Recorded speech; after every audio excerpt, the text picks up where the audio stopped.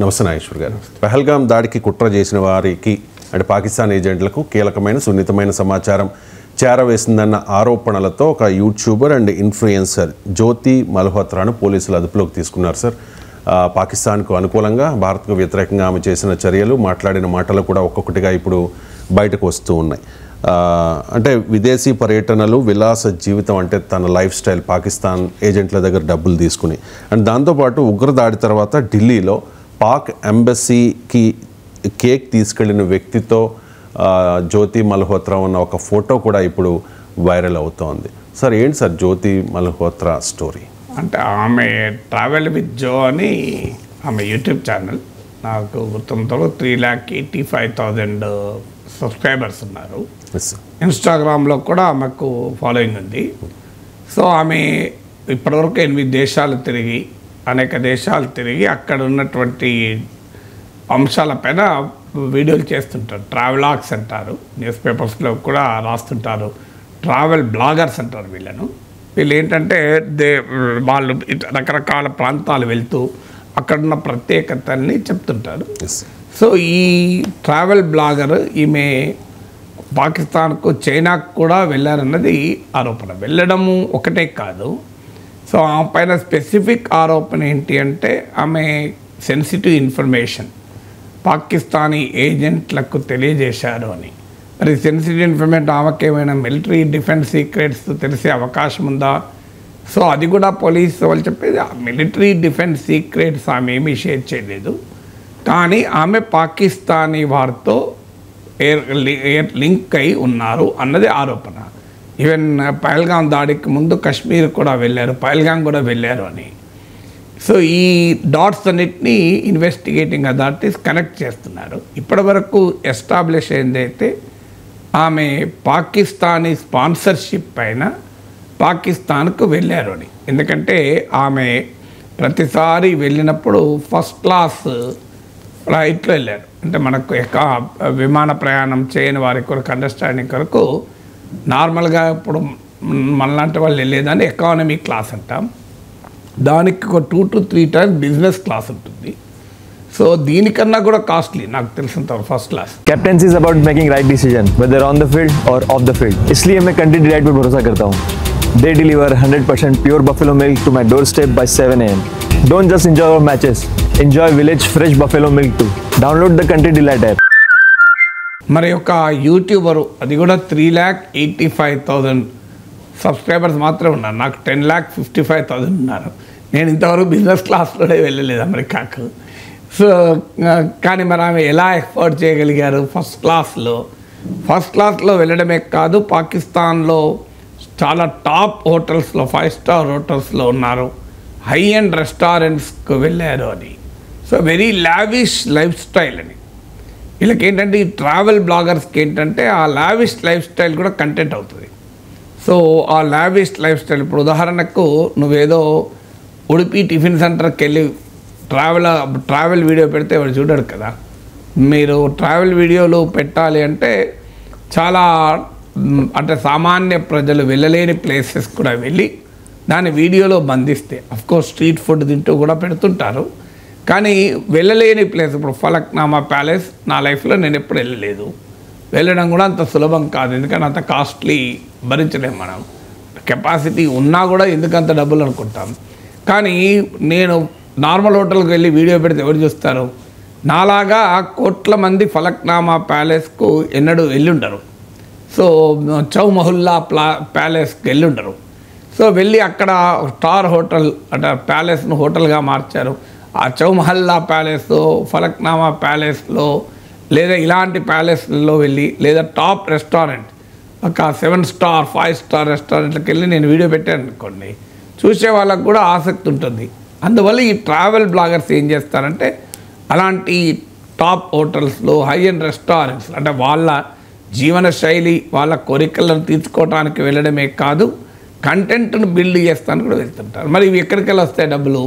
వాళ్ళకి యూట్యూబ్ ద్వారా వచ్చే డబ్బులతో కంటెంట్ క్రియేట్ చేస్తే తప్పలేదు, అడ్వర్టైజ్మెంట్లతో వచ్చిన డబ్బులతో. కానీ వీటిని స్పాన్సర్షిప్స్ తీసుకొని వెళ్తూ ఉంటారు.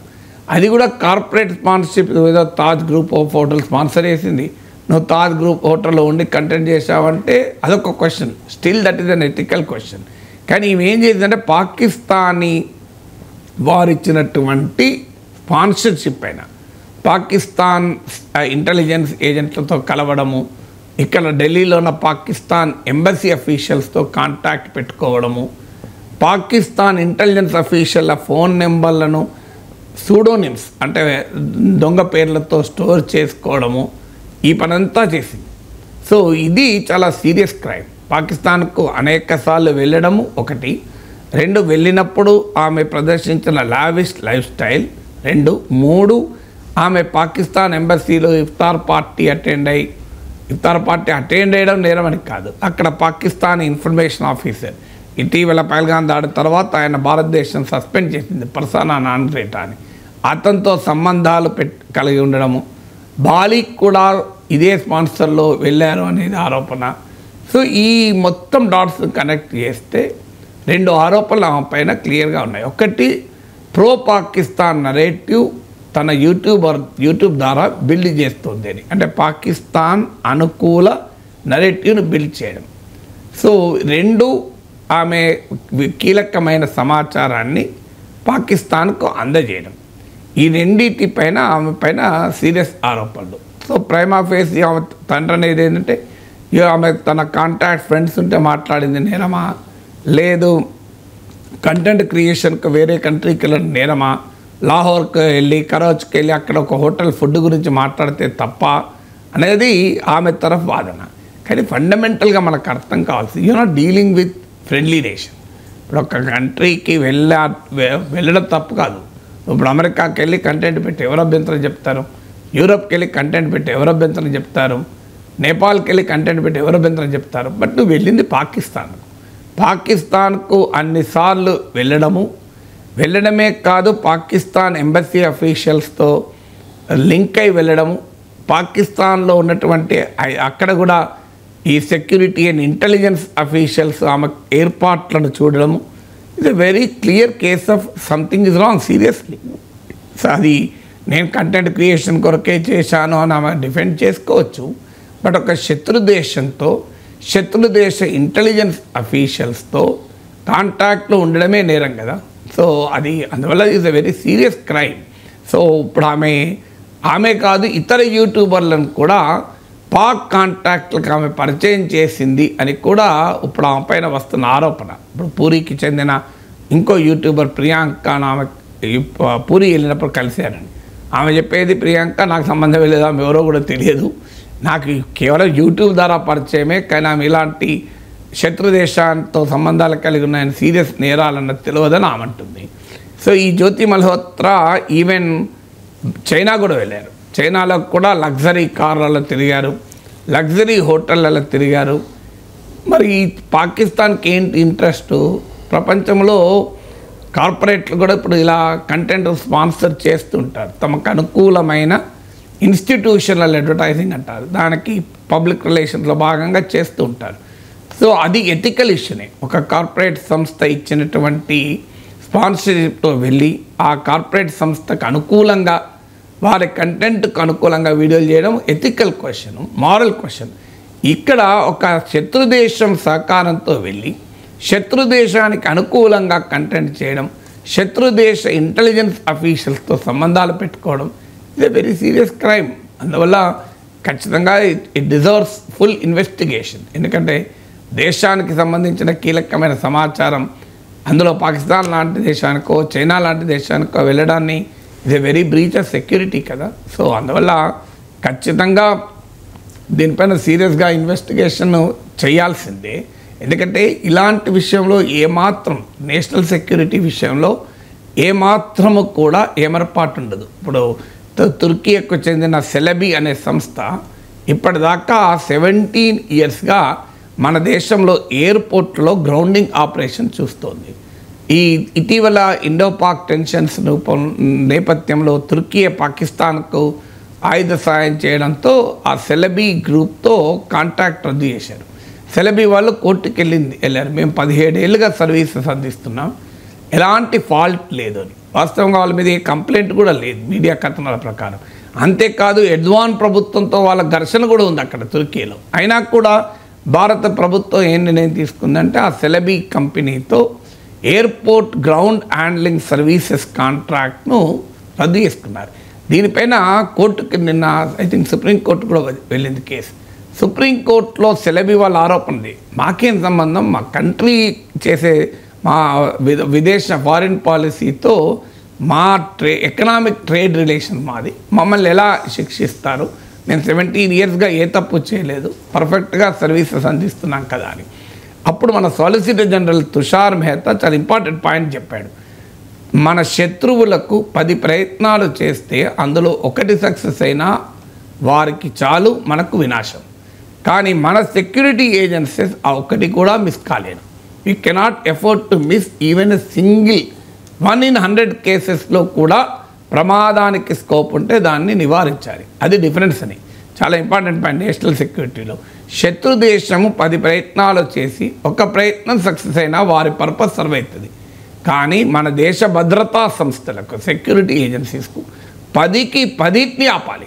ఒకదాన్ని ఏమైంది, నేను 9 తీవ్రవాద దాడులు ఆపాను కదా, ఒక దాడిని ఆపకపోతే ఏమవుతుంది అన్నట్టు ఉండదు. అదే పాకిస్తాన్ 10 తీవ్ర దాడులను ప్లాన్ చేసింది అనుకోండి, మన దేశంలో 9 ఫెయిల్ అయ్యాయి అనుకోండి, 1 సక్సెస్ అయినా వాడు చాలు, మనకు 1 సక్సెస్ అయినా చాలా ప్రమాదం. అది తేడా కనుక ఈ యూట్యూబర్ విషయంలో కూడా యూ కెనాట్ టేక్ లిబర్టీ. ఎందుకంటే మరి నిజమే పాకిస్తాన్తో కాంటాక్ట్ అనేది ప్రమాదకరం కాదు. ఎనీ సెన్సిబుల్ యూట్యూబర్ కానీ సెన్సిబుల్ ఇన్ఫ్లుయెన్సర్ కానీ పనిచేస్తాడా? శత్రు దేశంతో సంబంధాలు అనేది అప్పుడు అది కూడా ఒక్కసారి ఏదో పాకిస్తాన్కు వెళ్తే నాలాంటి వాడిని పాకిస్తాన్ యూనివర్సిటీ లెక్చర్కి పిలిచినా నేను 1-10 సార్లు ఆలోచిస్తా ఆ దేశానికి వెళ్ళడం మంచిదా అని. అలాంటిది పాకిస్తాన్కు అన్నిసార్లు వెళ్ళడము, అక్కడ కంటెంట్ క్రియేట్ చేయడము, పాకిస్తాన్లో ఉన్న పరిస్థితులను ప్రేజ్ చేస్తూ కంటెంట్ క్రియేట్ చేయడము, పాకిస్తాన్ ఇంటెలిజెన్స్ సెక్యూరిటీ అఫీషియల్తో సంబంధాలు పెట్టుకోవడం, ఆమె పర్యటన మొత్తాన్ని అక్కడ వారు ఖర్చులన్నీ చూసుకోవడము, ఇక్కడ ఎంబసీకి వెళ్ళడము, ఆ ఎంబసీ అఫీషియల్తో తర్వాత కూడా కాంటాక్ట్లో ఉండడము, these are all very serious things కదా. మరి అలా చేసినప్పుడు she has to face the law, చట్టాన్ని ఎదుర్కోవాల్సిందే కదా. మనం చాలామంది ఇన్ఫ్లుయెన్సర్స్ని చూస్తూ ఉంటాం కదా సార్, వాళ్ళు చాలా మాట్లాడతారు, ఆ మాటలకి సమాజంలోని చాలామంది ప్రభావితులు అవుతారు. మనం రీసెంట్గా చూసాం రణ్వీర్ అలహాబాదియా తల్లిదండ్రుల గురించి చేసిన తప్పుడు వ్యాఖ్యలు, అండ్ రీసెంట్గా జ్యోతి మల్హోత్రా.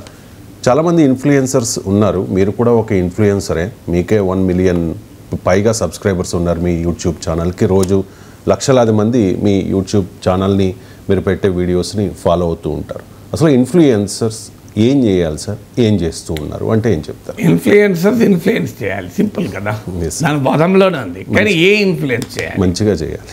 ఏ ఇన్ఫ్లుయెన్స్? సిగరెట్ తాగడం పైన ఇన్ఫ్లుయెన్స్. సిగరెట్ తాగడాన్ని నువ్వు 1 డబ్బా తాగితే, 1 డబ్బా కాదురా 4 డబ్బాలు తాగమని ఇన్ఫ్లుయెన్స్ చేయడం ఒక పద్ధతి.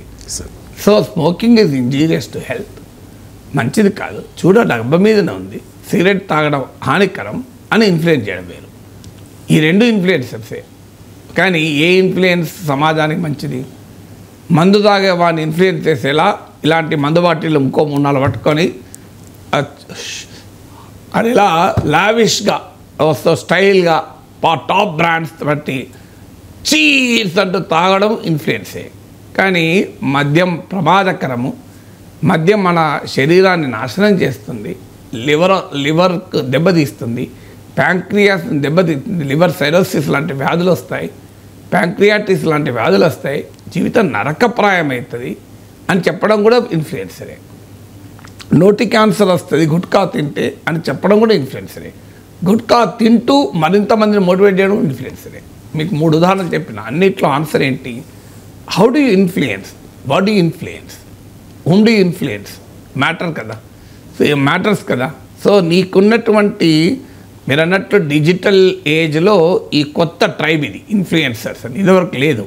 ఇప్పుడు పొలిటీషియన్స్ కూడా ఇన్ఫ్లుయెన్సర్స్ను ప్రభావితం చేయడానికో, ఆ ఇన్ఫ్లుయెన్సర్స్ వెనకాలన్నటువంటి ప్రజానికాన్ని చేరుకోవటానికో, ఇప్పుడు మన ఇటీవల ఎలక్షన్స్ టైంలో కూడా మీరు పొలిటికల్ లీడర్స్ ఇన్ఫ్లుయెన్సర్స్కి ఇంటర్వ్యూలు కూడా ఇచ్చారు. మీకు నిన్న కాక మొన్న మీకు నరేంద్ర మోడీ 2 గంటలు ఇంటర్వ్యూ ఇచ్చాడు ఒక ఇన్ఫ్లుయెన్సర్కి, వెరీ ప్రామినెంట్ ఇన్ఫ్లుయెన్స్. ముఖ్యంగా యంగర్ జనరేషన్లో చాలా ఇన్ఫ్లుయెన్స్ ఉంది ఆ వ్యక్తికి. సో ఇన్ఫ్లుయెన్సర్స్ను పొలిటికల్ లీడర్స్ ఒక పాజిటివ్ పర్పస్, అది తప్పు కాదు కదా, తమ కమ్యూనికేట్ చేస్తానికి తమ మెసేజ్ని వాడడం వేరు, కానీ ప్రమాదకరమైన పరిస్థితులకు ఇన్ఫ్లుయెన్సర్ని వాడడం వేరు. ఈ రెండింటి మధ్య తేడా ఉంది. సో ఎందుకు నిఖిల్ కామత్కు మోడీ ఇంటర్వ్యూ ఇవ్వడం వేరు, జ్యోతి మల్హోత్రా పాకిస్తాన్కు వెళ్ళడం వేరు, రెండు తేడా. అంటే ఇన్ఫ్లుయెన్సర్ ఏం చేస్తున్నాడు అన్నది ఒక అంశము, ఇన్ఫ్లుయెన్సర్తో నీవు ఎందుకు కమ్యూనికేట్ అవుతున్నావు, నీ మెసేజ్ని కమ్యూనికేట్ చేసుకోవడానికి ఇన్ఫ్లుయెన్సర్స్తో కాంటాక్ట్ అయితే నేరం కాదు. కానీ ఇన్ఫ్లుయెన్సర్స్ను తన ప్రయోజనాల కొరకు, అది కూడా ప్రమాదకరమైన ప్రయోజనాల కొరకు ఇన్ఫ్లుయెన్సర్ వాడడం తప్పే. సో అందువల్ల ఇన్ఫ్లుయెన్సర్స్ రోల్ ఏంటి, ఇన్ఫ్లుయెన్సర్స్ను దేనికితో ఎందుకు ఏ రకంగా వారితో డీల్ చేస్తా వ్యవహారాలు చెప్తావు అనేది కీలకమవుతుంది. సో ఇప్పుడు కొత్త ఇన్ఫ్లుయెన్సర్స్ అంటారు, ఫైనాన్షియల్ ఇన్ఫ్లుయెన్సర్స్ అని. ఈ ఇన్ఫ్లుయెన్సర్స్ ఏం చేస్తున్నారు, పంప్ అండ్ డంప్ స్కామ్లకు ఉపయోగపడుతున్నారు. స్టాక్ మార్కెట్లో పంప్ అండ్ డంప్ స్కామ్ అని ఉంటుంది. అంటే ఏంటంటే ఒక షేర్లను ఆర్టిఫిషియల్గా కృత్రిమంగా పెంచి ఆ పెరిగిన తర్వాత వాటిని మళ్ళీ అమ్ముతూ ఉంటారు, షేర్లు పడిపోతుంటాయి. సో సింపుల్ థింగ్ ఏంటి అంటే, ఉదాహరణకు నేను ఒక కంపెనీలో షేర్లు కొన్నాను, నాకు 10,55,000 సబ్స్క్రైబర్లు ఇవ్వాలా. సో మంత్లీ 1,00,00,000 కోటి వ్యూస్ వస్తాయి, 1 crore వ్యూస్ నాకు మినిమం. కొన్ని సందర్భాలు అయితే ఇంకా ఎక్కువ కూడా వస్తాయి. సో అది కూడా చాలా serious, educated, nearly 70% around below 40-45 years వాళ్ళే, 70%. యంగర్ జనరేషన్ చాలా ఎక్కువ నా వీడియోలు చేసేవాళ్ళు. నా ఎనాలిటిక్స్లో వాళ్ళ ఏజ్ ప్రొఫైల్ అవన్నీ వస్తాయి కదా, అందులో ఎడ్యుకేటెడ్ మిడిల్ క్లాస్ చాలా ఎక్కువ చూస్తారు. సో ఇది హైలీ ఇన్ఫ్లుయెన్షియల్ సెక్షన్ సొసైటీలో. సో ఈ ఇన్ఫ్లుయెన్షియల్ సెక్షను డిసిషన్ మేకర్స్ కూడా వీళ్ళు. సో ఈ సెక్షన్ను నేను అట్రాక్ట్ చేస్తున్నాను కనుక నేను ఒక సమాజానికి ఉపయోగపడే కంటెంట్ ఇచ్చి అనేక అంశాలపైన విజ్ఞానాన్ని అందించడం ఒక ఇన్ఫ్లుయెన్సర్ చేయాల్సిన పని. లేదు ఒక డాక్టర్తో మాట్లాడడం, ఒక సైంటిస్ట్తో మాట్లాడడం, 4 విషయాలు చెప్పడం, ఇది ఒక ఇన్ఫ్లుయెన్సర్. ఇది నేను చేస్తున్న పని, చేయాల్సిన పని. ఇది కాకుండా నేను ఒక కంపెనీ షేర్లు కొని, నేను ఆ కంపెనీ షేర్లు ఒక 1 కోటి రూపాయలు పెట్టిన కంపెనీ షేర్లు కొంటాను. కొని నాకు ఫాలోయింగ్ ఉంది కనుక ఈ కంపెనీ చాలా బాగా పర్ఫామ్ చేస్తుంది, ఈ కంపెనీకి ఉన్నటువంటి పాజిటివ్ అంశాలు ఏంటి అని ఉన్నవి లేనివి చాలా అట్రాక్టివ్గా చెప్పగలుగుతాను కనుక చెప్పి, నాకు క్రెడిబిలిటీ ఉంది కనుక జనాన్ని నమ్మించి, ఇంకా మీరు కూడా ఇది కొనండి, మీకు కూడా లాభాలు వస్తాయి అనే రీతిలో నేను ఇన్ఫ్లుయెన్స్ చేస్తే, చాలామంది అలా కొన్న తర్వాత నేను ఏం చేస్తాను, సో ఒక 1,000 మంది కొనడం మొదలు పెడితే ఆటోమేటిక్గా షేర్ వాల్యూ పెరుగుతుంది. పెరిగిన తర్వాత నేను అమ్మేస్తాను. నేనంటే చేయలేను, ఎందుకంటే నేను చెప్తే షేర్లు కొనరు ఎవరు, ఎందుకంటే నా ఫీల్డ్ వేరు కనుక. కానీ ఈ ఇన్ఫ్లుయెన్సర్స్ చేసే పని ఏంటంటే, వాళ్ళ పని స్టాక్ మార్కెట్ అనాలిసిస్ చేయడం. స్టాక్ మార్కెట్ అనాలిసిస్ చేసే వారిని స్టాక్ మార్కెట్లో ఇన్వెస్ట్ చేసే లక్షలాది మంది ఫాలో అవుతారు. ఫాలో కావడమే కాదు, వాళ్ళ రికమెండేషన్స్ను కూడా వాళ్ళు అమలు చేస్తారు. వాళ్ళు పలానా కంపెనీ పెరిగే అవకాశం ఉంది అని చెప్తే వాళ్ళని నమ్మి వీళ్ళు కంపెనీ షేర్లు కొంటారు. వీళ్ళు ఏం చేస్తారంటే ఇన్సైడర్ ట్రేడింగ్ లాంటిది, వీళ్ళు కంపెనీ షేర్లు కొని ఇక దాని గురించి పాజిటివ్గా చెప్తారు. అది నమ్మి లక్షలాది మంది కొంటారు. కొన్న తర్వాత దాని షేర్ వాల్యూ 5 రెట్లు 3 రెట్లు పెరుగుతుంది. అప్పుడు వెంటనే వాళ్ళు అమ్మేసుకుంటారు. దాంతో ఆటోమేటిక్గా షేర్ వాల్యూ పెరుగుతుంది. దీన్ని పంప్ అండ్ డంప్ స్కామ్ అంటారు. సో ఇన్ఫ్లుయెన్సర్ దీనికి కూడా పాల్పడుతున్నారు. ఈ మధ్య సెబీ చాలా ఈ ఇన్ఫ్లుయెన్సర్స్ పైన కొరడా జల్పించింది, వీళ్ళు చాలా ప్రమాదకరమైన పని చేస్తున్నారని. సో ఇలా ఇన్ఫ్లుయెన్సర్స్ సమాజంలో కొంతమంది ఇన్ఫ్లుయెన్సర్స్ పేరిట విద్వేషాన్ని కూడా రగిలిస్తున్నారు. సమాజంలో చాలా తీవ్రమైన విద్వేషాలను రగిలించడము, మతాల మధ్య విద్వేషాన్ని రగిలించడము, ఇలాంటి పనులు చేస్తున్నారు. నీచమైనటువంటి, ఇప్పుడు మీరు ఎగ్జాంపుల్ ఇచ్చారు రణ్వీర్ అలాబాదియా, ఆయన కేంద్ర మంత్రులతో కూడా ఇంటర్వ్యూ చేశాడు, ప్రధానమంత్రి సలహాదారులతో కూడా ఇంటర్వ్యూ చేశారు. మీకు మామూలు వాళ్ళకి కాదు, ప్రైమ్ మినిస్టర్స్ ఎకనామిక్ అడ్వైజర్ని ఇంటర్వ్యూ చేశాడు, జయశంకర్ లాంటి ఫారిన్ మినిస్టర్ ఇంటర్వ్యూ చేశారు, రణ్వీర్ ఆలాబాదియా చూడండి, క్యాబినెట్ మంత్రులు చాలామంది ఇంటర్వ్యూ చేశాడు అతను. సో కానీ ఏం చేశాడు, తనకు అంత ఫాలోయింగ్ ఉండి సో చాలా స్పిరిచువల్ వీడియోజం మీద కూడా వీడియోలు పెట్టాడు, ఆధ్యాత్మిక చింతన పైన. అలాంటి వ్యక్తి చిల్లర విషయాలు, ఒక భరించలేనటువంటి అసాంఘికమైన కమెంట్ చేశాడు. ఏం జరిగింది, దాన్ని డార్క్ కామెడీ అని, నేను కేవలం హ్యూమర్గా అన్నా అని. నీ మైండ్లో ఆ చెత్త ఎందుకుంది? నీ మైండ్లో చెత్త లేని అది బయటకు ఎందుకు వస్తుంది?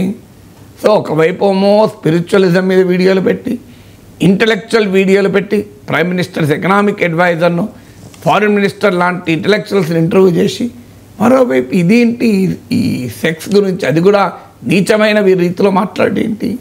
So this is something which is unacceptable కదా. నీకు ఇన్ఫ్లుయెన్సర్ చేసిన, నిన్ను ఫాలో అవుతున్న కోట్లాది మంది లక్షలాది మంది ప్రజల పట్ల నీకు జవాబుదారితనం ఉంటుంది. సో నీకు అకౌంటబిలిటీ ఉంటుంది. సో అందువల్ల ఇన్ఫ్లుయెన్సర్ అనే పదానికి నీవు జస్టిస్ చేయాలి కదా. సో అన్ఫార్చునేట్లీ ప్రతి రంగంలోనూ నీకు మిస్యూజ్ ఉంటుంది. సో అందులో ఈ డిజిటల్ రంగంలో కూడా మిస్యూజ్ ఉంటుంది. అందుకే నేను చాలామంది చెప్పేది, ఎవరిని దేవునిలాగా చూడకండి. ఈవెన్ సినిమా యాక్టర్లనైనా సెలబ్రిటీలనైనా ఎవరిని దైవంలాగా మీరు ఏమీ ఆరాధించకండి, వాళ్ళని కూడా మనుషులాగానే చూడండి. సో అందువల్ల మీరు మీ రేషనాలిటీని, మీ ఆలోచన స్థాన్ని, ఏది రైట్ ఏది రాంగ్ అని మీ రీజనింగ్ను మాత్రం వదులుకోకండి. Don't blindly follow anybody. So ఎవరిని కూడా మీరు వితౌట్ అన్క్రిటికల్గా ఎవరిని ఫాలో కాకూడదు. దీనికి పరిష్కారం అదే, ఇన్ఫ్లుయెన్సర్ను అన్క్రిటికల్గా ఫాలో కావడం అనేది మన సమాజంలో ఉండే లక్షణం. It's also an indication of cultural backwardness, సాంస్కృతిక వెనుకబాటుతనం యొక్క లక్షణం. ఎందువల్ల సెలబ్రిటీలను ఫాలో కావడం, సినిమా యాక్టరు హెయిర్ స్టైల్ ఎలా ఉంటే వీళ్ళందరూ అదే హెయిర్ స్టైల్ ఫాలో అవుతుంటారు, అండ్ డ్రెస్ స్టైల్ ఎలా ఉంటే అలా ఫాలో అవుతారు. అంటే నీ సెల్ఫ్ రెస్పెక్ట్, నీ స్టాండర్డ్ ఏమీ లేదన్నట్టే కదా. సో అలా అన్క్రిటికల్ ఫాలోవర్స్గా ఉండకండి. Yes, if you like a content follow it, but that కంటెంట్ను క్రిటికల్గా ఫాలో కండి. అన్క్రిటికల్గా ఫాలో కావాల్సిన అవసరం లేదు కదా. వాళ్ళు ఏం చెప్పితే అదే నమ్మి don't get in to the trap of certain influence. అందరూ ఇలా చేస్తున్నారని కాదు, సమాజాన్ని ఇన్ఫ్లుయెన్స్ చేసి ఇన్ఫ్లుయెన్స్గా ఉన్నారు. ఇప్పుడు ఎలక్షన్స్ టైంలో ధృవరాటి పెట్టిన వీడియోల పైన మీకు జాతీయ మీడియాలోనే ఎడిటోరియల్స్ ఆర్టికల్స్ వచ్చాయి, how it impacted election results అని. సో ఒక పొలిటికల్ డిస్కోర్స్ పైన ఎలాంటి ప్రభావం చూపెట్టింది అని, సో పొలిటికల్ అవుట్కమ్స్ పైన ఎలాంటి ప్రభావం చూపెట్టిందని. అందువల్ల ఇన్ఫ్లుయెన్స్ చేయడం తప్పు కాదు, ఇన్ఫ్లుయెన్సర్గా ఉండడం is a great, very great experience. అందులో అనుమానం ఏంది? నేను అభిమానించే వాళ్ళు లక్షల మంది ఉన్నారంటే జీవితంలో దాన్ని మించిన సంతృప్తి ఏంటి? నేను అందరితో అంటుంటాను, మీరు ఏ పొజిషన్లో ఆఫర్ వచ్చినా తీసుకోవట్లేరు. ఎందుకు అంటే నాకు ఇంతకన్నా పెద్ద పొజిషన్ ఏముంది? సో ఇంత 2 సార్లు ప్రజలు నన్ను శాసనమండలికి ఇండిపెండెంట్గా ఎన్నుకున్నారు గ్రాడ్యుయేట్స్. అంతకన్నా ఇప్పుడు కొన్ని లక్షల మంది నా కంటెంట్ చూస్తున్నారు, నన్ను అభిమానిస్తున్నారు. రోడ్డు మీదకి వెళ్తే ఒక 20 మంది 30 మంది వచ్చి సార్ మీరు ప్రొఫెసర్ నాగేశ్వర్ గారు కదా సార్ అనుకుంటూ వస్తారు. ఇంతకన్నా సంతృప్తి, ఇంతకన్నా ఏ పొజిషన్ ఉపయోగపడుతుంది, ఇంతకన్నా ఏ పదవి గొప్ప సంతృప్తిని ఇస్తుంది అంటుంటాడు. సో అందువల్ల ఇన్ఫ్లుయెన్సర్ అనేది ఒక పవిత్రమైనటువంటి పని. చాలా అరుదుగా అవకాశం అందరికీ ఉండదు కదా. కొన్ని లక్షల మందిని ప్రభావితం చేసే అవకాశం అనేది చాలా తక్కువ మందికి వస్తుంది. అంత గొప్ప అవకాశం మనకు వచ్చినప్పుడు సమాజంలో మనము ఒక లాస్టింగ్ ఇంపాక్ట్, మన అనంతరం కూడా మనం గుర్తు చేసుకోవాలి. సమాజం పైన ఒక పాజిటివ్ ఇంపాక్ట్ మనం చూపెట్టగలగాలి. ఒక సీరియస్ ఇంపాక్ట్ చూపెట్టడమే కాదు, పాజిటివ్ ఇంపాక్ట్, ఒక మీనింగ్ఫుల్ ఇంపాక్ట్ చూపెట్టగలగాలి. అన్ఫార్చునేట్లీ తమకున్న పలుకుబడిని, తమకున్న ఇమేజ్ను వ్యక్తిగత ప్రయోజనాలకు దుర్వినియోగం చేసుకునేవారు కొందరైతే, దేశ ప్రయోజనాలకు నష్టం కలిగించే రీతిలో దుర్వినియోగం చేసుకుని ఇంకా ప్రమాదం. పోనీ వ్యక్తిగత ప్రయోజనాల కొరకు ఏదో చేసుకున్నాడు, అదే దరిద్రం. అంటే దేశ ప్రయోజనాలకు, సమాజ ప్రయోజనాలకు నష్టం కలిగించడం మంచిదే, నా ప్రయోజనాలే కావాలి అంటే అంతకన్నా దుర్మార్గమైనది, నీచమైనది ఇంకే ఉంటుంది. రీసెంట్గా మనం చూసాం సార్, బెట్టింగ్ యాప్స్ని కూడా చాలామంది ఇన్ఫ్లుయెన్సర్స్ ప్రమోట్ చేశారు, వాళ్ళ మీద కేసులు కూడా పెట్టారు కదా. అందుకే వాస్తవమే, ఇన్ఫ్లుయెన్సర్ ఎవరిని ప్రమోట్ చేయకూడదు. Influencer should allow people to critically think. So వాళ్ళు హేతుబద్ధంగా ఆలోచింపేలా చేయాలి. కానీ డిజిటల్ ప్రపంచంలో ఈవెన్ ద వరల్డ్ ఆఫ్ కామర్స్లో కూడా ఇప్పుడు మీకు ఇన్స్టాగ్రామ్లో ఇన్ఫ్లుయెన్సర్స్గా మారి వాళ్ళు దే డూ బిజినెస్ ఆల్సో. అది నేను నేరమని అనడం లేదు. ఇప్పుడు నువ్వు ఒక అందమైన డిజైన్ బట్టలు సృష్టించగలవు. ఇన్స్టాగ్రామ్లో నీకు ఫాలోయింగ్ ఉంటుంది, ఆ డిజైన్ వేరే అమ్ముతావు. That's nothing wrong in it. అది తప్పు కాదు. సమాజానికి నష్టం కలిగించే రీతిలో ఇన్ఫ్లుయెన్సర్ వ్యవహరించకూడదు. Right sir. ఇక ఈ ఆపరేషన్ సింధూర్ తర్వాత దేశం అంతా సగర్వంగా తలెత్తుకుంటుంటే, భారతీయులు సంబరాలు చేసుకుంటూ ఉంటే, రీసెంట్గా మనం చూసాం కదా సార్, భారతీయ జనతా పార్టీకి చెందిన కొంతమంది నాయకులు, సమాజ్వాదీ పార్టీ నాయకులు, కాంగ్రెస్ నాయకులు కూడా కొన్ని వివాదాస్పద వ్యాఖ్యలు చేశారు. క్వశ్చన్ ఏంటి సార్? రీసెంట్గా Ashoka university assistant professor Ali Khan Mahmudabad ఈ సోఫియా ఖురేషియా మీద, వ్యోమికా సింగ్ మీద వాళ్ళు మీడియా బ్రీఫింగ్ ఇస్తుంటే దాన్ని ఒక ఆప్టిక్స్గా అభివర్ణించారు సార్. ఆయన్ని అరెస్ట్ కూడా చేశారు. సుప్రీంకోర్టు కూడా రియాక్ట్ అయినట్టుంది. మీ కామెంట్ పోస్ట్ చదివారా? ఏం సార్? మీరు ఆయన పోస్ట్ చదివారా? ఆయన అభ్యంతరకర వ్యాఖ్యలు చేశారు. వ్యాఖ్యలు చదివారా? మనము without reading the original post ఆయన వ్యోమికా సింగ్ పైన అసలు కామెంటే చేయలే. First point. సో ఆయన సోఫియా ఖురేషీ పై కూడా కామెంట్ చేయలే. అసలు ఫస్ట్ అదే రాంగ్. వాళ్ళిద్దరి మీద ఆయన కామెంటే చేయలే. మీరు దయచేసి ఆయన పోస్ట్ చూడండి. ఆయన పోస్ట్ ఒకసారి తీయండి మీరు. ఆయన పోస్ట్ ఏంటి? భారత ప్రభుత్వము ఈ సోఫియా ఖురేషీ అంటే వివిధ మతాలకు చెందిన వారిని బ్రీఫింగ్ ఇప్పించడం ద్వారా తన ప్లూరలిస్టిక్ విజన్ అంటే బహువిధమైన బహుళత్వంతో కూడిన భారతదేశాన్ని ప్రపంచానికి ప్రజెంట్ చేసింది అని పాజిటివ్గా కామెంట్ చేశాడు. దానికి సోఫియా ఖురేషీ పైన, వ్యోమికా సింగ్ పైన కామెంట్ చేసిన ఎట్లయితుంది? ఎందుకు నేను ఇలా మిమ్మల్ని అడుగుతున్నాను అంటే, చాలా మంచి వాళ్ళు కూడా సోషల్ మీడియాలో ఏం జరుగుతుంది అంటే క్యారీ అయిపోతున్నారు. ఎవరో ఏదో అభిప్రాయం ఫార్వర్డ్ చేస్తారు. They don't go to the original, simply carried away by that opinion. ఇప్పుడు మీరు ఎలాగైతే క్యారీ అవే అయ్యారో అలా మీలాగా లక్షల మంది క్యారీ అవే అవుతున్నారు. వెరీ అన్ఫార్చునేట్లీ ఇప్పుడు నాగేశ్వర్ ఏదో మాట్లాడతాడు, మాట్లాడిన దానిపైన ఎవరో చిన్న ముక్క కట్ చేసి మీకు పంపిస్తారు. మీరు నేను అసలు మాట్లాడిన వీడియో చూడరు, ఈ ముక్క చూస్తారు. కొంతమంది అయితే ముక్క కూడా చూడరు. నాగేశ్వర్ ఇలా మాట్లాడాడట అని చెప్తారు, చెప్తే దాన్ని నమ్ముతారు. దాన్ని నమ్మి మళ్ళీ నలుగురికి షేర్ చేస్తారు. ఇది చాలా ప్రమాదకరం. ఆయన ఎక్కడ వ్యోమికా సింగ్ను, సోఫియా ఖురేషీల మీద కామెంటే చేయలే. అసలు ఆయన అన్నది ఏంటంటే పాజిటివ్ కామెంట్. అది మీరు ఆయన ఏమన్నాడు? It reflect the pluralistic vision అన్నారు. ఆయన అరెస్ట్ చేసింది దేనికి? అరెస్ట్ చేసింది ఇప్పుడు సుప్రీంకోర్టు దాకా కూడా వెళ్ళింది. సుప్రీంకోర్టు నిన్న అర్జెంటుగా దాన్ని విచారణ టేకప్ చేసింది. సుప్రీంకోర్టు పట్టుకుని అర్జెంటుగా విచారణ టేకప్ చేస్తుందా? జాతీయ మీడియా ఖండిస్తున్నారు. దేశంలో ఉన్న ప్రముఖ ఎకనమిషియన్స్ అందరూ, ప్రముఖ మేధావులు జాయింట్గా అప్పీల్ చేశారు ఇది కరెక్ట్ కాదు అరెస్ట్ చేయడం అని. ఆయన మరి అభ్యంతరకరమైన వ్యాఖ్యలు చేస్తే సమాజం నుంచి తర్వాత ఇవాళ కూడా ద హిందూ పత్రికలో మీరు సంపాదకీయం చదవండి, ఇంకా వేరే పత్రిక కూడా వచ్చి ఉంటుంది. నేను ఉదయం ఒక హిందూలో చూశాను. హిందూ ఎడిటోరియల్ కండెమ్ చేస్తూ ప్రొఫెసర్ అలీఖాన్ అరెస్ట్ను కండెమ్ చేస్తూ ఎడిటోరియల్ రాశారు. రెస్పెక్టబుల్ మీడియా కూడా ఎందుకు రియాక్ట్ అవుతుంది? ఆయన అలా చెత్త కామెంట్లు అయితే రియాక్ట్ అవుతుందా ఎక్కడైనా? ఆయన అన్నది ఏంటి? ఆయన రెండు కామెంట్స్ కొరకు ఆయన మీద కేసు పెట్టారు. మీరు ఆయన ట్విట్టర్లో ఉండుంటుంది చూడండి. సో ఆయన మొదటి కామెంట్ ఏమన్నాడు? సోఫియా ఖురేషీ ఆమె మిలిటరీ బ్రీఫింగ్ ఇవ్వడాన్ని ప్రజెంట్ చేస్తూ రెఫర్ చేస్తూ this reflects India's pluralistic vision. లేకపోతే ప్రభుత్వం ఎందుకు పెట్టిందండి మరి? ఖాళీగా వాటి ఏ వ్యూహం లేకుండానే సోఫియా ఖురేషీతో బ్రీఫింగ్ ఇప్పించిందా? పాకిస్తాన్ దుర్మార్గాన్ని ఎక్స్పోజ్ చేయడానికే కదా. This a part of diplomatic effort కదా. ఇవాళ ఎందుకు మన పార్లమెంట్ మెంబర్ల డెలిగేషన్లో అసదుద్దీన్ ఒవైసీ, సల్మాన్ ఖుర్షీద్ ఇలాంటి వాళ్ళు కూడా ఉండేలా ఎందుకు జాగ్రత్త పడుతుంది భారత ప్రభుత్వం? తప్పు కాదు, చేయాలి కూడా. ఎందుకంటే పాకిస్తాన్ ఇది ముస్లిం వర్సెస్ నాన్ ముస్లిం అనే నరేటివ్ని బిల్డ్ చేస్తుంది. ఇది అసీముని స్టేట్మెంట్లో మనం చూసాం. పహల్గామ్లో తీవ్రవాదులు మతం అడిగి అటాక్ చేయడంలో చూసాం.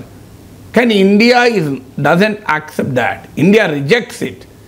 India is a United India అనే ఒక మంచి మెసేజ్ పంపడానికి భారత ప్రభుత్వము, భారత సైన్యము రెండు భిన్నమైన విశ్వాసాలు కలిగిన 2 ఉమెన్ ఆఫీసర్స్ను తో ప్రజెంట్ చేయించారు. దీన్ని ఆయన అప్రిషియేట్ చేశాడు, ప్లూరలిస్టిక్ విజన్ అని. అయితే ఆయన ఏమన్నాడు, దాంతో అక్కడికి ఆగుంటే ఇష్యూ అయ్యేది కాదు. దాంతో ఏమన్నాడంటే దిస్ ఈజ్ ఇప్పుడు ముస్లింల పైన హేట్, రోజు విద్వేషాన్ని రగిలించేవారు సోఫియా ఖురేషీని అభినందిస్తున్నారు, సంతోషం.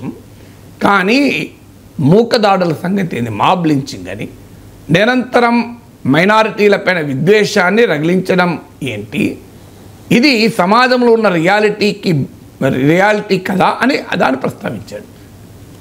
అది మొదటిది. దీనివల్ల దేశ సార్వభౌమాధికారం దెబ్బతింటుంది, దేశ సమగ్రతకు ప్రమాదము, మతాల మధ్య విద్వేషాన్ని రగిలిస్తున్నాడని పెట్టి ఆయన మీద కేసు పెట్టారు. ఆయన అన్నది ఏంటి, సో ఇండియాస్ ప్లూరలిస్టిక్ విజన్ ఒకవైపు ప్రస్తావిస్తూ దాన్ని మెచ్చుకుంటూ సోషల్ రియాలిటీ కూడా అలా ఉండాలి కదా అని అన్నాడు. ఇది నేరమా? మూకదాడులు మంచిగానే ఇవ్వడం చెప్పాడా? కోర్టులు కూడా చెప్పాయి కదా మూకదాడులు మంచిగా కావని. అదే అని చెప్పాడు, సోఫియా ఖురేషీ పట్ల గౌరవం ఉండాలి, మూకదాడులు కూడా మంచిది కావు అన్నాడు. ఇది నేరమా?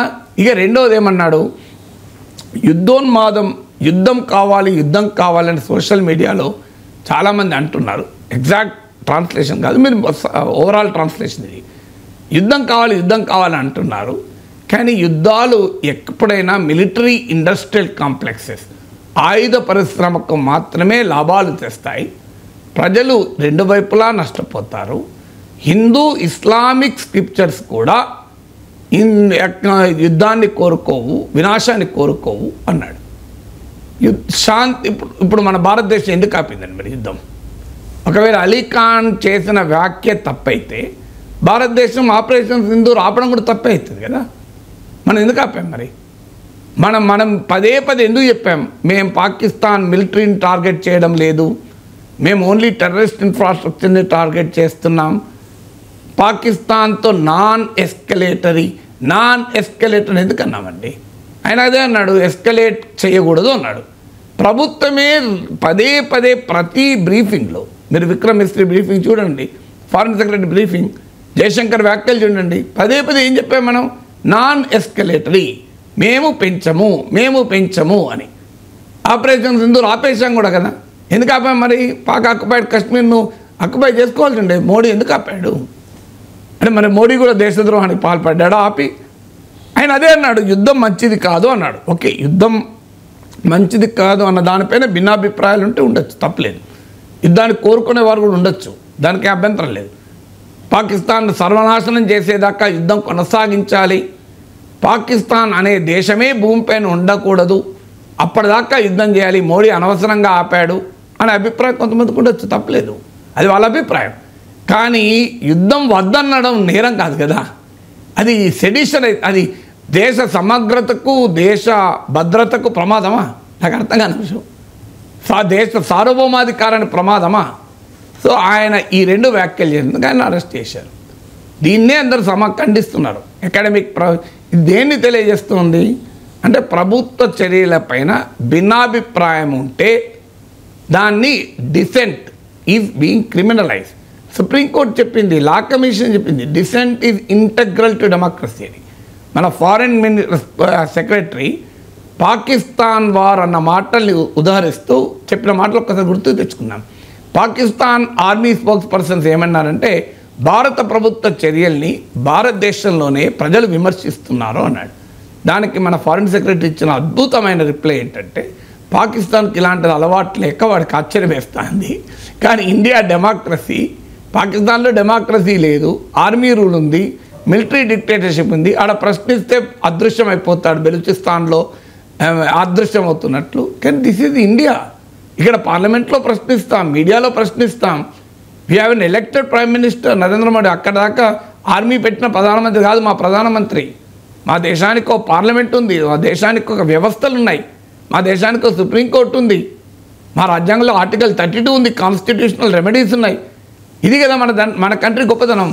ఇది విక్రమ్ మిశ్రీ చెప్పాడు. మీకు వాళ్ళ కొత్త కనుక ప్రశ్నిస్తే వాళ్ళు ఏదో అనుకుంటున్నారు, but that is the character of Indian democracy. అమెరికాలో ప్రశ్నిస్తలేరా ట్రంప్ను? సో ప్రశ్నించడం నేరం చేయడం అనేది చాలా ప్రమాదకరం. రెండవది అకాడమిక్ ఫ్రీడమ్.